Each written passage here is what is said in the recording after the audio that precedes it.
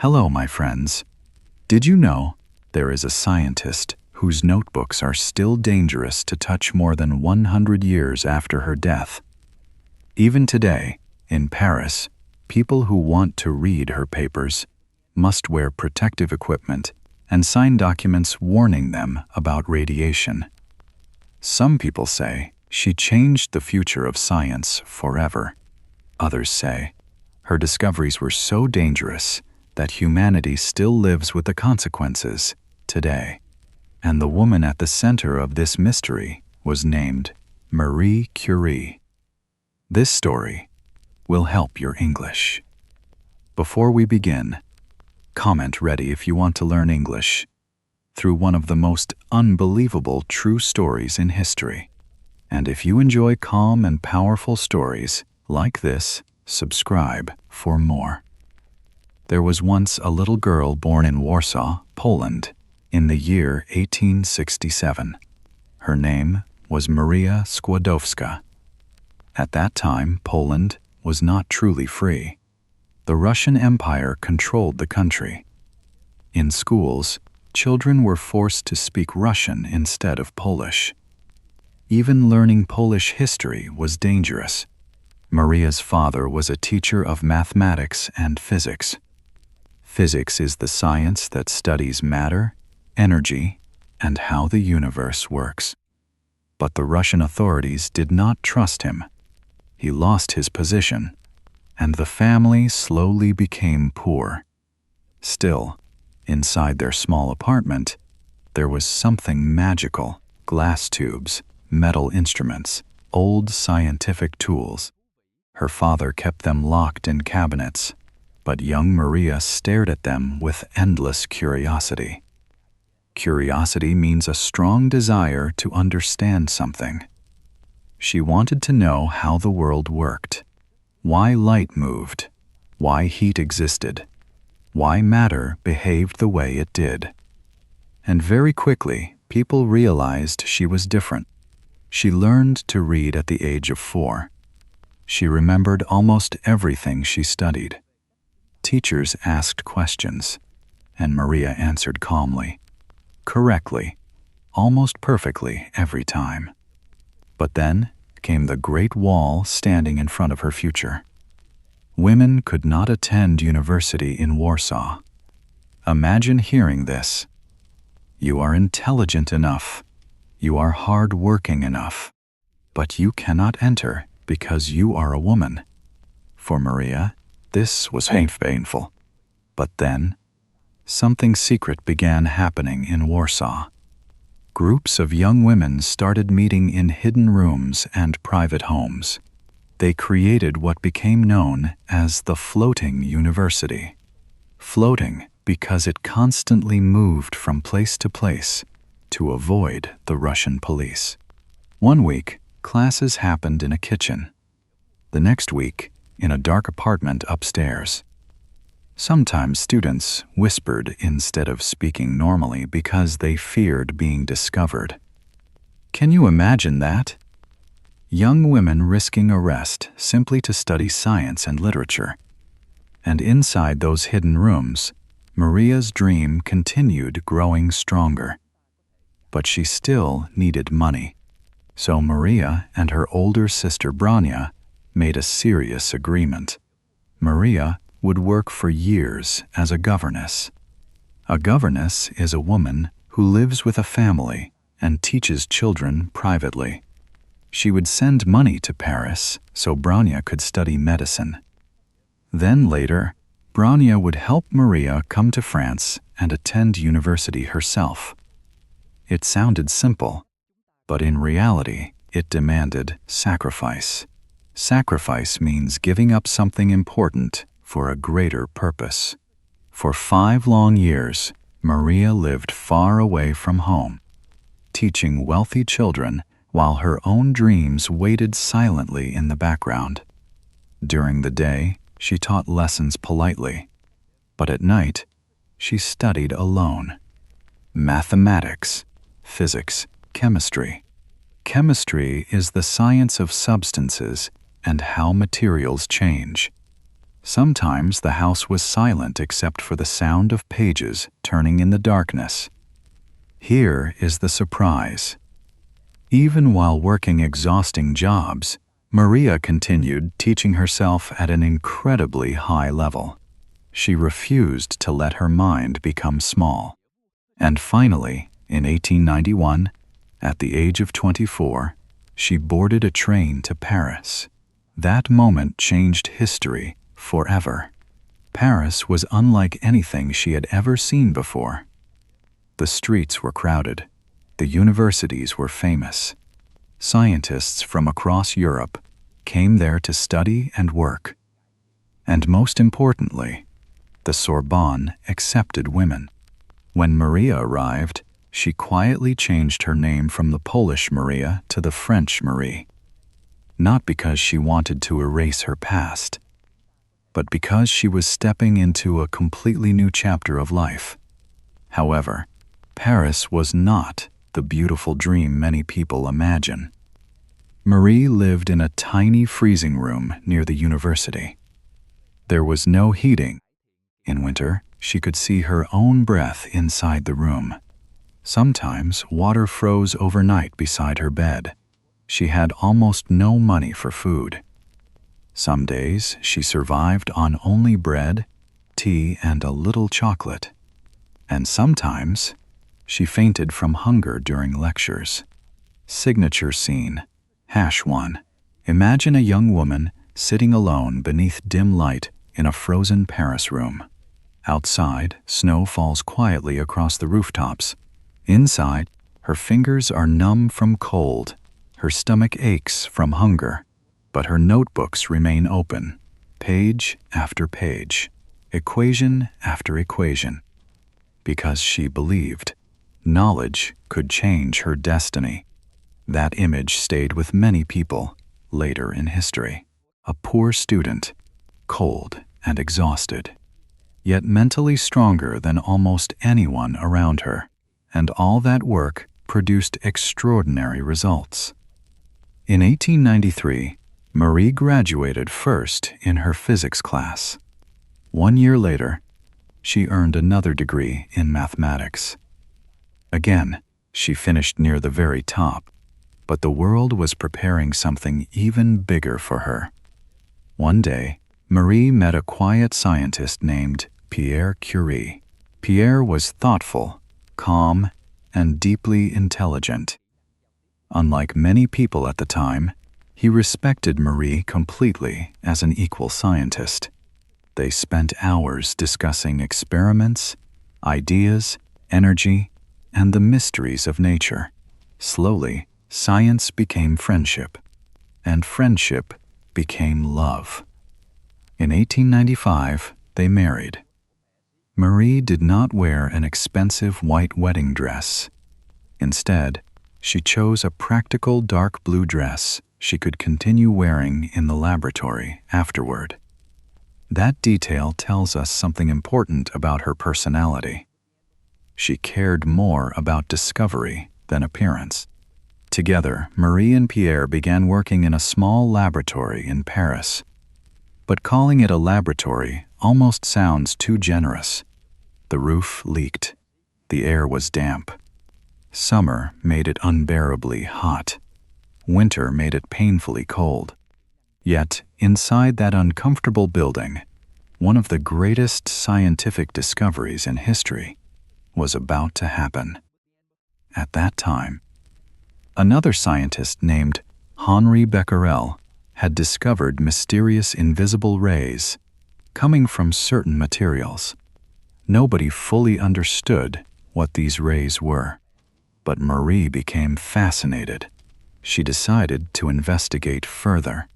She spent countless hours measuring strange energy coming from pieces of rock and metal. And then, she made a revolutionary discovery. The energy was not coming from chemical reactions. It was coming from inside the atoms themselves. Atoms are tiny particles that make up all matter in the universe. That meant matter itself contained hidden energy. Marie gave this mysterious process a name, radioactivity, a word the world had never heard before. The word radioactivity soon spread across the scientific world. Scientists everywhere became curious. What exactly was hidden inside matter? How could invisible energy escape from ordinary-looking rocks? Marie Curie wanted answers more than anyone, so she and Pierre continued their experiments in the cold laboratory for months, then years. But then, they noticed something extraordinary. A black mineral called pitchblende seemed far more radioactive than expected. Pitchblende is a heavy, dark mineral that contains uranium. According to the calculations, uranium alone could not explain the powerful energy coming from the rock. Something else was hidden inside it, something unknown, and so began one of the hardest scientific investigations in history. Marie and Pierre processed enormous amounts of pitchblende by hand. They crushed rocks, boiled chemicals, stirred giant containers for hours every day. The work was exhausting. Their laboratory often smelled of smoke, acid, and wet metal. Sometimes Marie stood for so many hours, stirring heavy mixtures, that her hands became swollen and painful. Yet she refused to stop. Here is the surprise. From tons of ugly black rock, they eventually isolated tiny traces of completely new elements never seen before. In 1898, they announced the discovery of the first element. Marie named it polonium. Polonium came from Polonia, the Latin word for Poland. Remember, Poland was still not an independent nation at that time. So this was more than science. It was a message to the world. Marie was quietly saying, "My country still exists." Soon after, they discovered a second element, radium. And radium was unlike anything scientists had ever seen. It glowed faint blue in the darkness. Imagine entering the laboratory late at night. The room is silent. The windows are dark with winter rain. Old bottles and instruments cover the tables, and in the middle of the darkness, a soft blue light shines quietly from small glass containers. Not fire, not electricity, but invisible energy escaping naturally from matter itself. Marie later said, "Those glowing tubes looked beautiful in the night." Can you imagine seeing light born from something nobody even knew existed before? The discoveries shocked Europe. Suddenly, newspapers everywhere were talking about the Curie family. Scientists realized the structure of matter was far stranger and more powerful than they had ever imagined. And in 1903, Marie Curie received the Nobel Prize in Physics alongside Pierre Curie and Henri Becquerel. A Nobel Prize is one of the highest international honors in science. Marie became the first woman in history to win one, but even then, many people in the scientific community still treated her unfairly. Some believed women did not belong in laboratories. Some believed her husband deserved most of the credit. Yet Marie continued quietly working.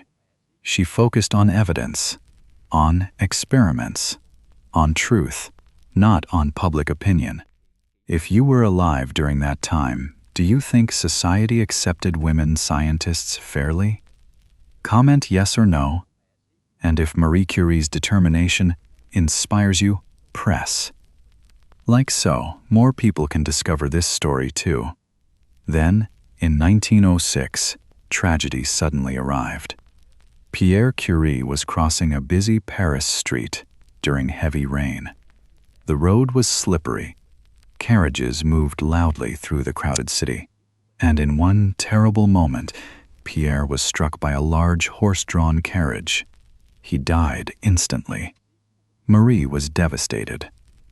devastated means emotionally destroyed by sadness. She had not only lost her husband, she had lost her scientific partner, her closest friend, the person who understood her better than anyone else. For a long time, grief surrounded her life like darkness. Many people expected her to disappear quietly from science after Pierre's death.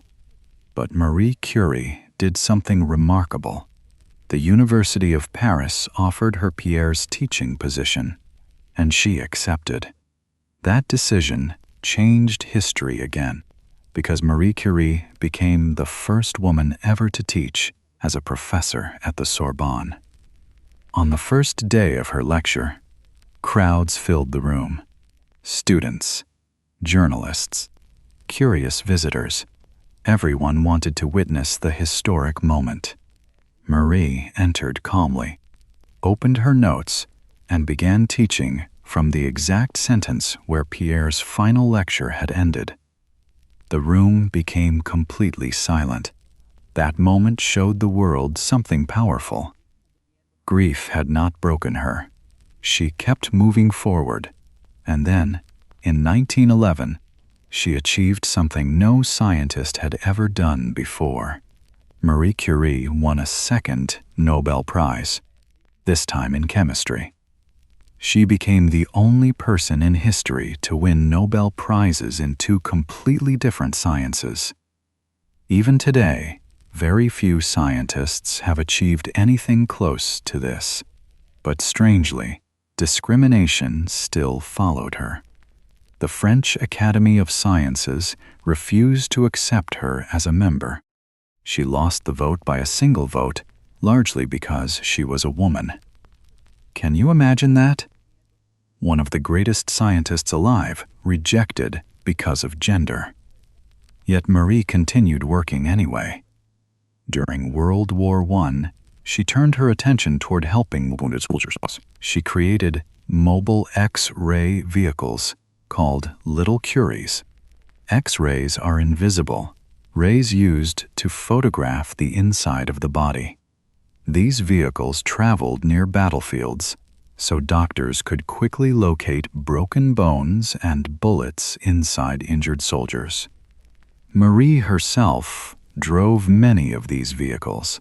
She also trained nurses to use the equipment properly.